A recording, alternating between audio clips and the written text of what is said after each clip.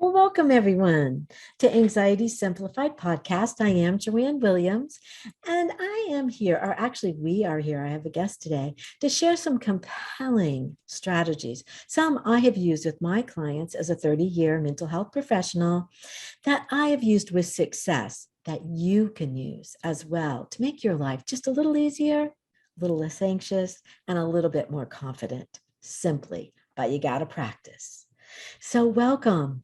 And today I have a very special guest, Wayne Shipman, who's going to share his story of homelessness. And I am calling this podcast Pathway Out of Homelessness. We're actually going to have two parts. The first part is more about around Wayne's story.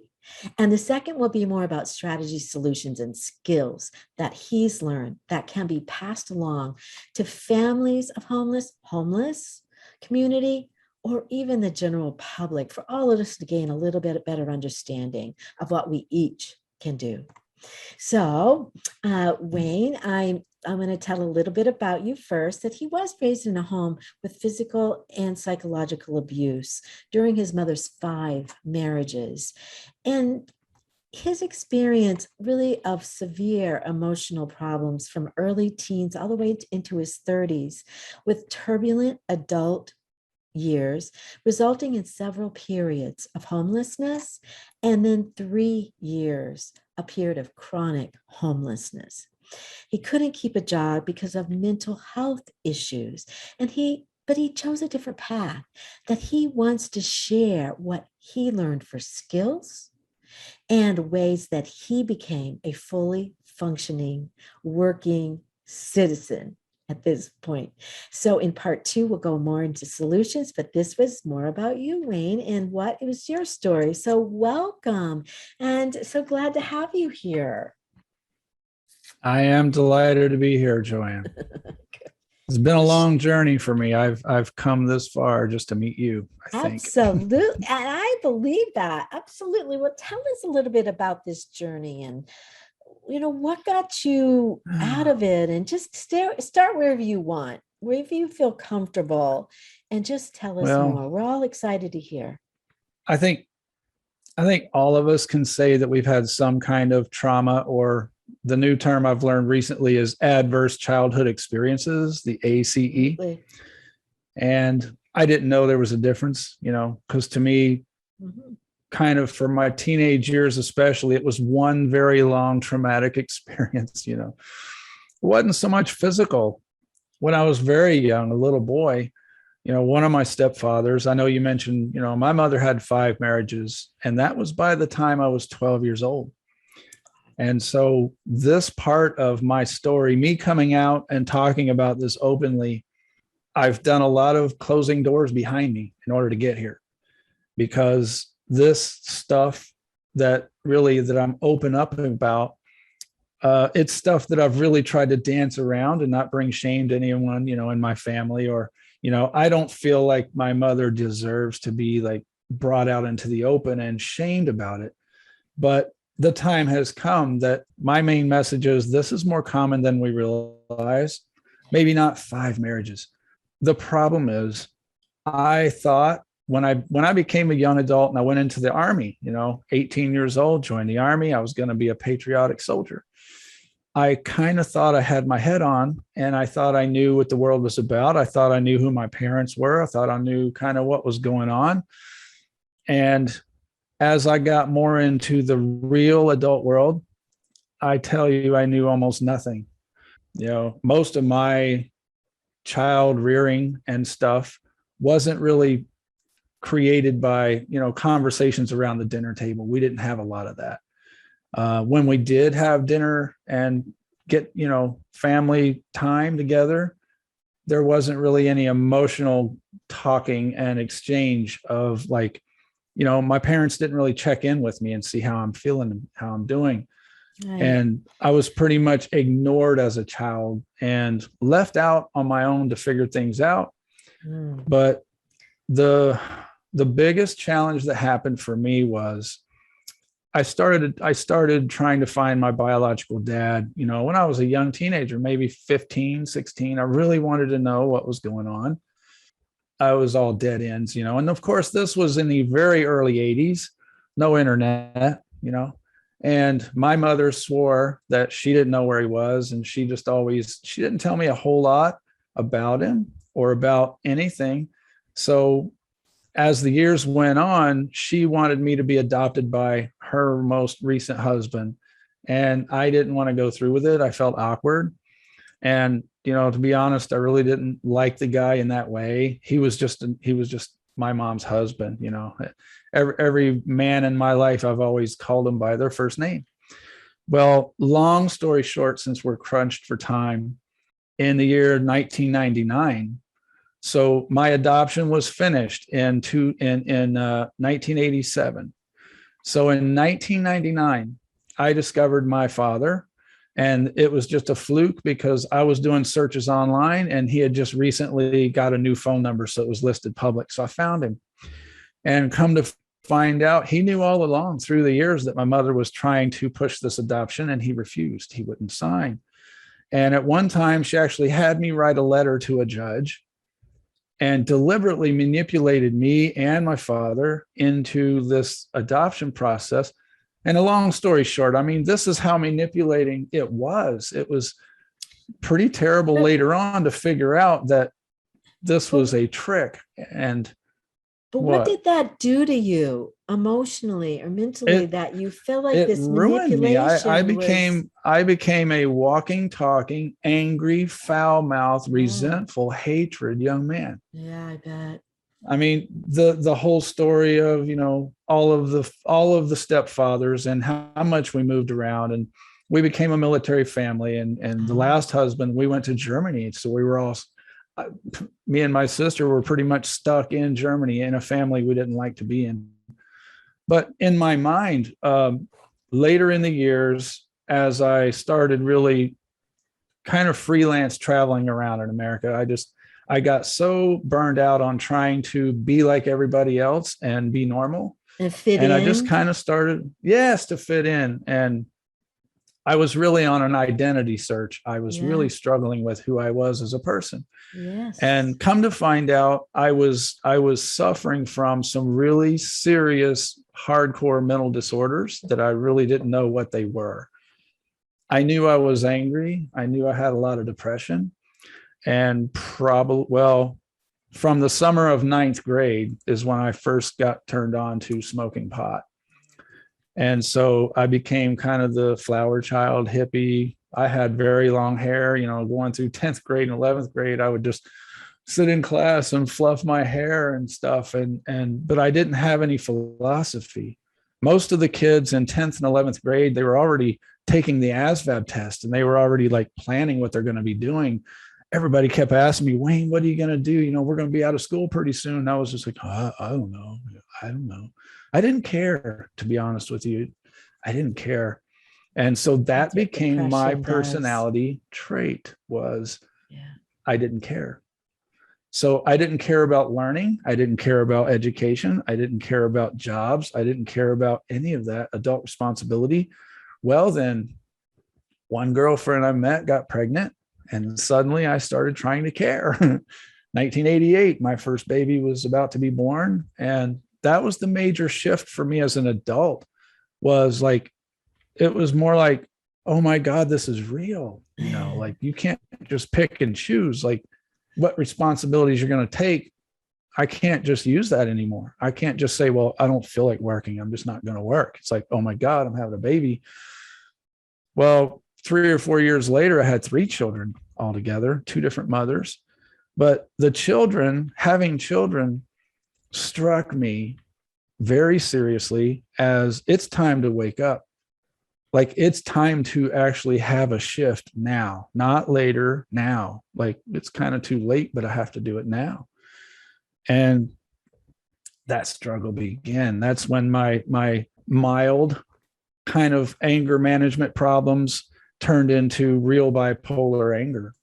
And my constant nagging depression feelings turned into real bipolar depression. I was diagnosed with those probably in 2008. I went through some really serious self-initiated psychological exams and psychological profiling. I went to a doctor and had blood work, and she set me up with a psychiatrist. And I mean, I went through several weeks of counseling and questioning. And so what I found out was, I had several things going on. My mind was completely disturbed, and I had a very serious victim mentality because I didn't understand. I didn't understand anything. So of course, it's not really what it wasn't my fault. Can I Sure. ask you a question about this? Because it sounds to me like that victim mentality and the depression also sounds like post-traumatic stress disorder. And I'm just wondering, did anybody talk about that? Because that makes you be anxious and depressed, and sometimes it throws you back and forth. And a lot of times the depression and that giving up. Did anybody talk to you about your trauma that you experienced as a child?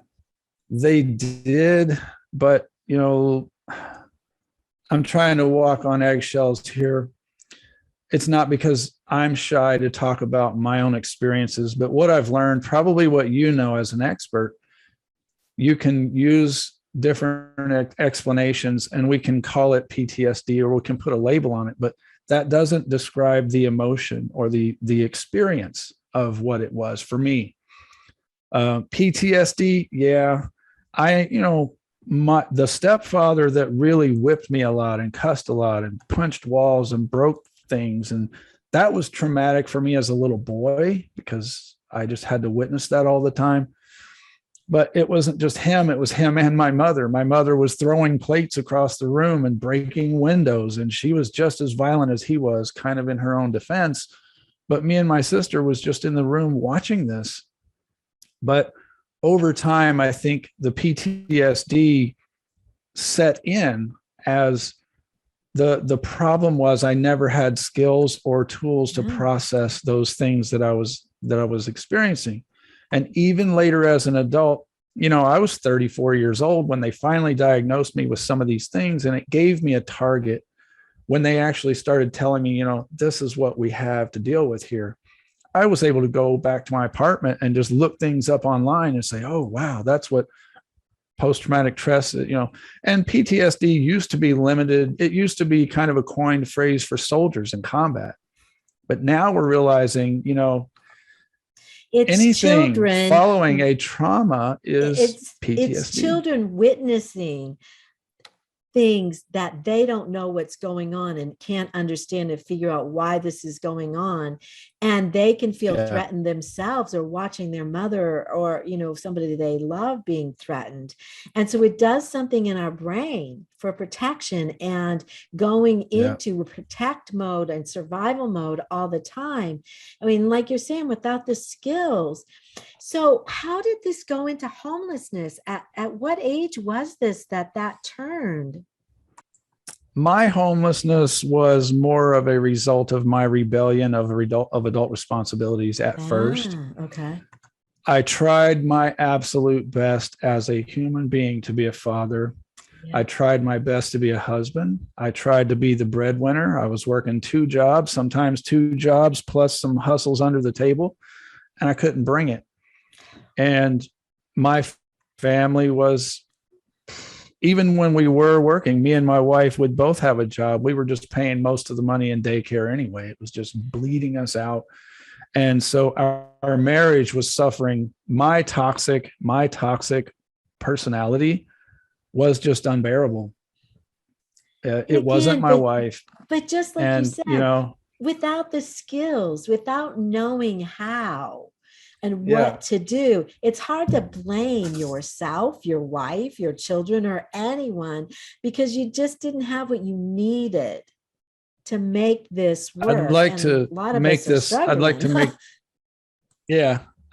this point that we go through the blame cycle for a long time. And when we finally get to the other side, we take responsibility. Yeah. Okay. And so for me, part of my message to every homeless person is there comes a time when we just have to admit, in order to move on and move past it, we just have to accept it. And my other part is I can forgive my mother. She's a human being. I can forgive the man that was beating me. I can forgive them all because they're human. there's certain things that I'm just going to carry with me as my right, as my own, I remember the suffrage they caused on me. So therefore there's a lot I sacrificed in my life without the skills I should have had. But when I took responsibility, it no longer mattered who caused it. And it no longer mattered why it happened. Yeah. So when I took responsibility in that way, yep, my mind shifted from who did this to me and why did it happen to, okay, what do I have to do to turn this around? And I'm going to add another one I hear all the time. The woe is me. I'm the victim here and they did this to me and I'm helpless. And you're saying there's another side. I always call it two sides of a coin. Blame is on one side, but responsibility is on the other. And what made you shift into more responsible behavior? Because it sounds like you must have felt kind of defeated that you went into the homeless kind of way of life, but something shifted it for you. There was the universe has a funny way of bringing you to where you need to be to receive something, right? Yes. And we've all heard, you have to hit rock bottom.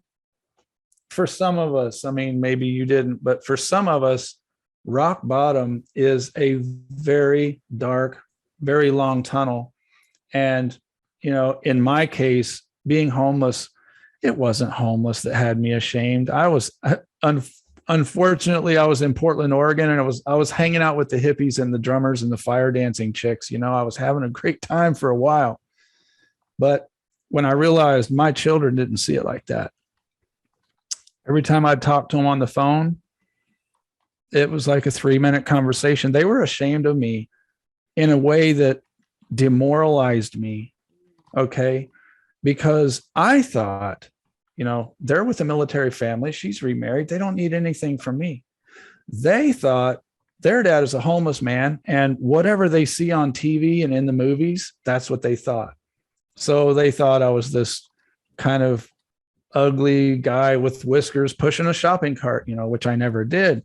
But when I felt so demoralized, comparing myself to the patriotic young man that I once was, and that got stuck in my mind. I was like, my God, I'm 37 years old and I'm out here, like, for crying out loud. How did I get here? And it started out just kind of a trip and just a party for a little while, but I actually got stuck out there. Yeah. Okay.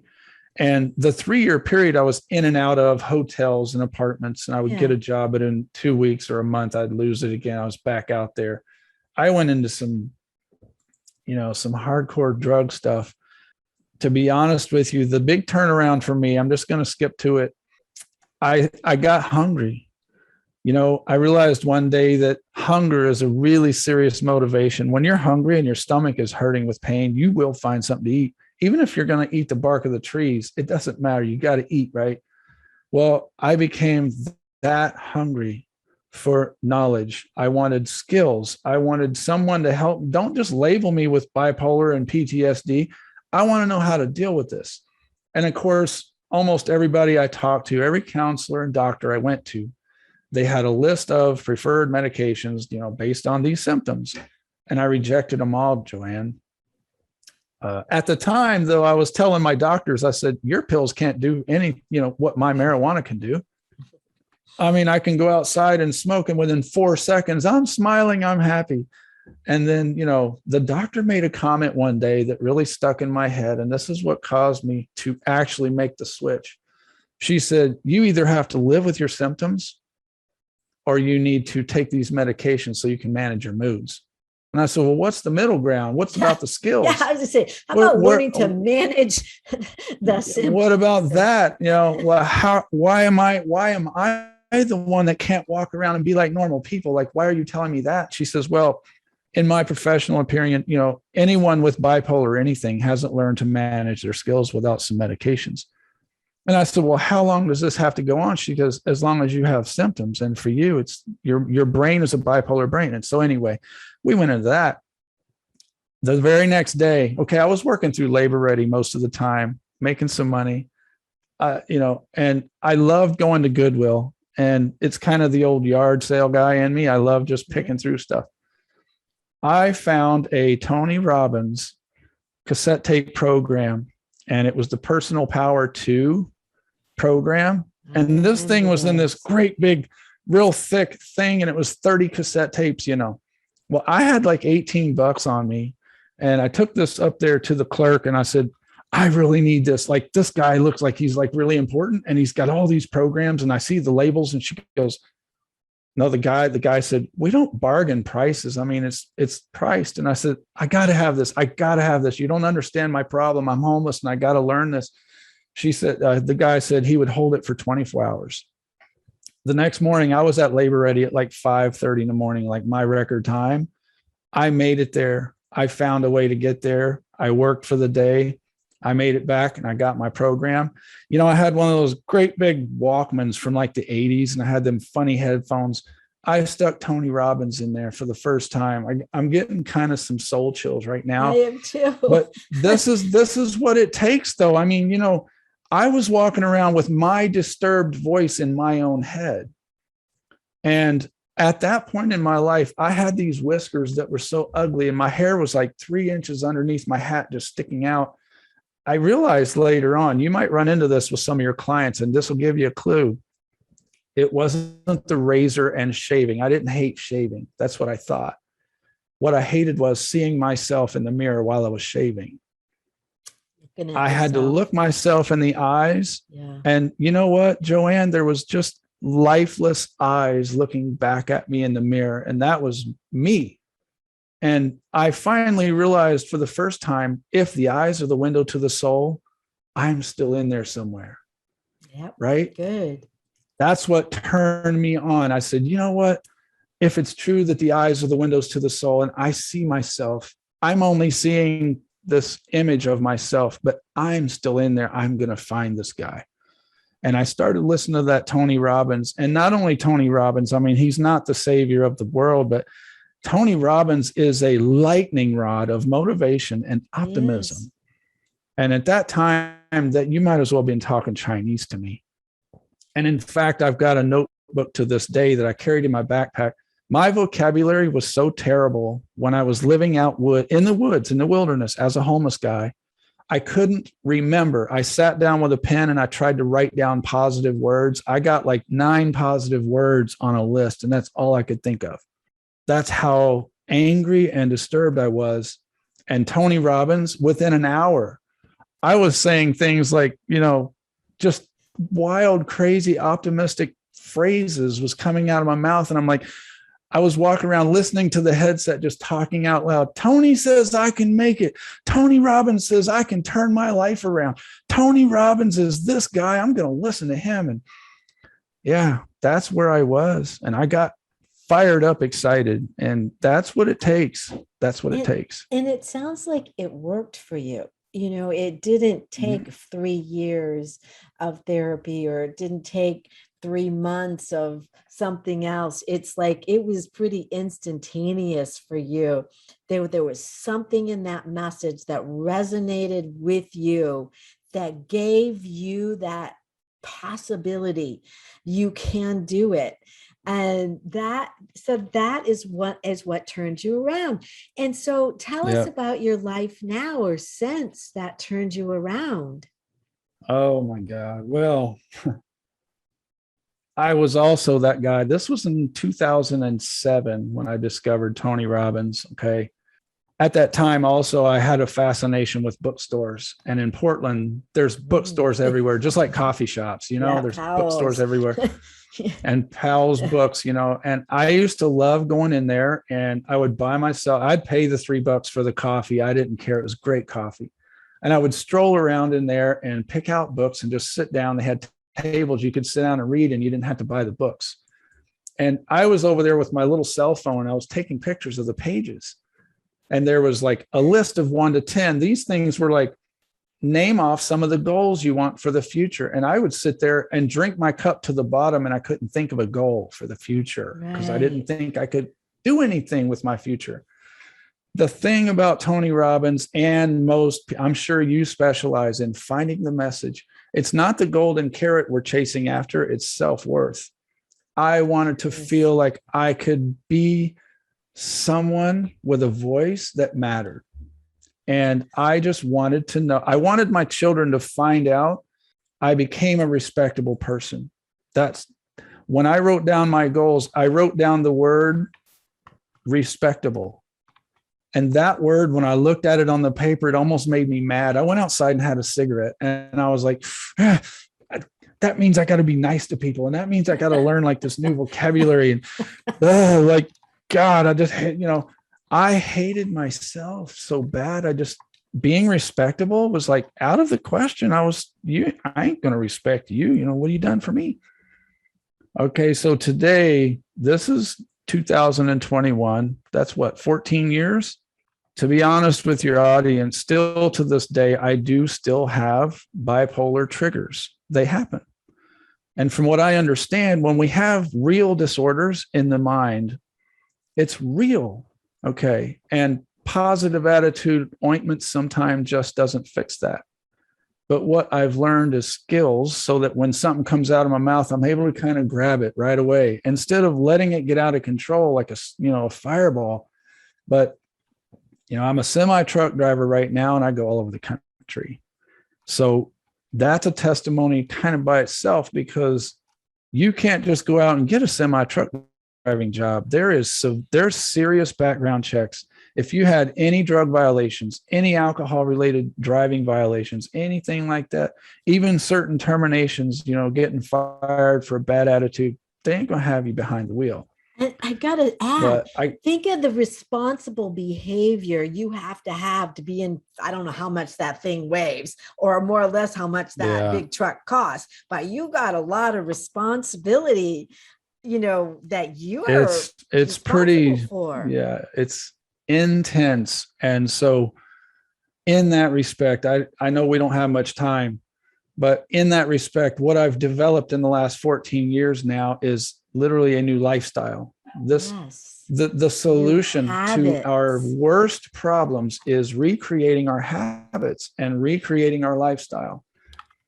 Instead of waking up in the morning, dreading the day and just like thinking of the mental list of everything that I have to do and I hate to do, I wake up in the morning and the very first thing I try to do is start saying things that are optimistic.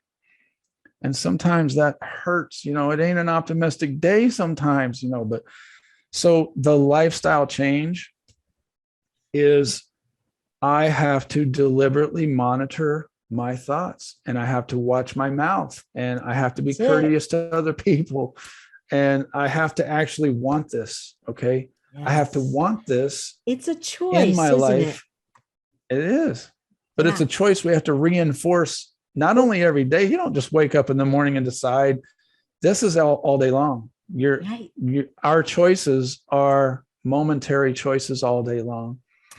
And so I see homeless people all over the place, and I see the look on their face of dread, loneliness. They're forgotten. They're isolated. And, in part 2, we'll talk more about how COVID has brought this change on us. But I get so excited. I sometimes I'm sitting at a stoplight and there's a guy over there just like mad, and he's smoking a cigarette, and the cars won't stop and he can't get by, and you can see him over there just mad. I used to be that guy. And that guy ain't in me no more. It's not like I've learned to control my habits to where I control my moods. That's not it. I've experienced the shift in personality where I have actually overcome and I've outgrown the man I used to be. Yeah, I call it doesn't serve you anymore. And it fell off. You've grown past it. Yeah. One thing I'd like to say to the audience that I am hearing from your story as we kind of wrap this up, Wayne, is that I see self-worth and coming first, and even self-love or purpose comes from the outside first, from our family members. They're the ones that show us that you're an important part of this family. You mean so much to us. That's the way, I'll call it supposed to, but, and I put air quotes around it, in the sense that a way of functioning development happens with a child. It really, truly is meant to come from the outside. But what I'm hearing in your story, and it's in my life too, but you can go back to my first podcast and hear my sad sack story as well. But that I didn't get it either. But I did it by pretty much the way you did, deciding I don't choose that anymore. I want these wonderful things in my life, and I'm choosing something different, but I had to give them to myself. There was nobody there to give it to me. Nope. And Nope. and and we call that kind of a struggle, and like maybe it's not good or something. You're But self-centered. You're self-centered. yeah, or they call it a bad word, or selfish.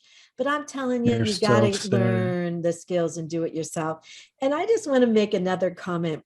This background, this is not my usual background that you'll see in my podcast. And one of the reasons why I wanted to keep it up today is because I thought this was so apropos.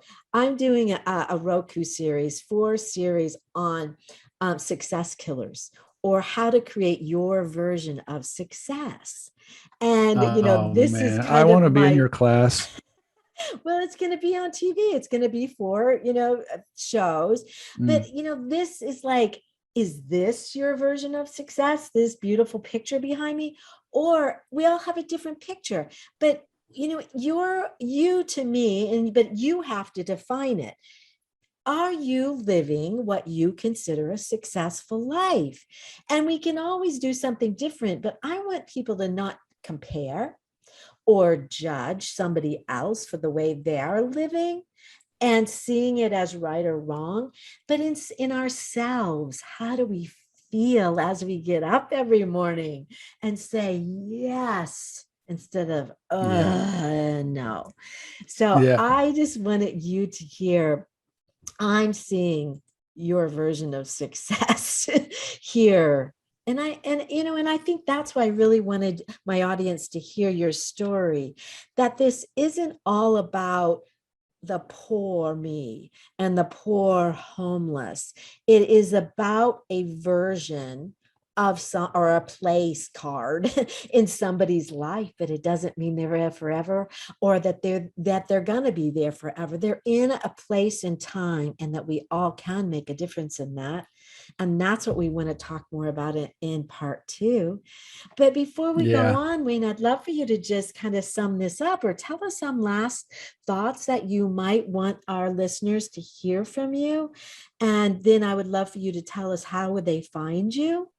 Well, I'm kind of the extreme version. Not everyone's gonna have the kind of the toughness to go as far as I've come. Okay. I'll just say that. Yeah.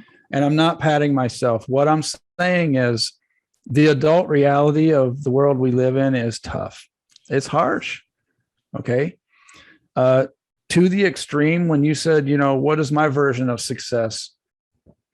I just, for material trappings, me and my wife recently purchased a home. So I'm now a homeowner, which is exciting, and it sucks because I can't just take time off work if I want to, because now I have a $1,200 mortgage. Okay. And responsibility. But I mean, so I was in a tent in the woods not long ago in perspective, and I had a rope tied up in this tree.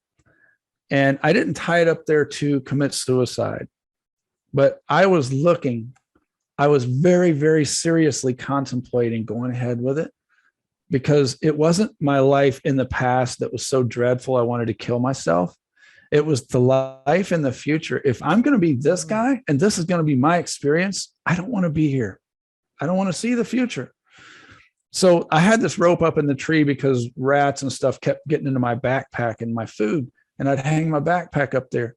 One morning I saw this rope hanging it was just hanging there doing like this. And like the light went on, and I'm like, geez, it would be so easy. Nobody even really knows where I am. I hardly knew where I was. Like on the map, I knew I was somewhere in the woods. You know what stopped me? I didn't want that to be the end of my story. I knew my children would eventually find out, and they would say, I told you, he's a worthless, useless, homeless guy out in the woods, and he killed himself. He's a wimp. I wanted my story to be, even if they never talked to me again, they would find out I did become that respectable person. That thing I wrote down the first day I listened to Tony Robbins, he said, you've got to decide. And when you decide, you turn the lights out, you walk out of the room, and this is your new life. So now my definition of success, pretty much, it doesn't matter what you have to say about me or anyone's hate mail. And even if my children call me up and cuss me out loud off the phone, I now have the skills. I'm shaken by that, right? It hurts.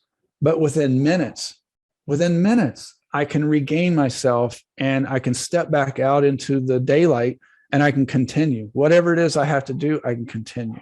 I didn't used to have that. So I'm working on a website now called acrossthemiles.org. And it's definitely being developed. It's a newborn baby. There's not much on there. But, by the time your listeners start looking for me, hopefully I've got something going on for them.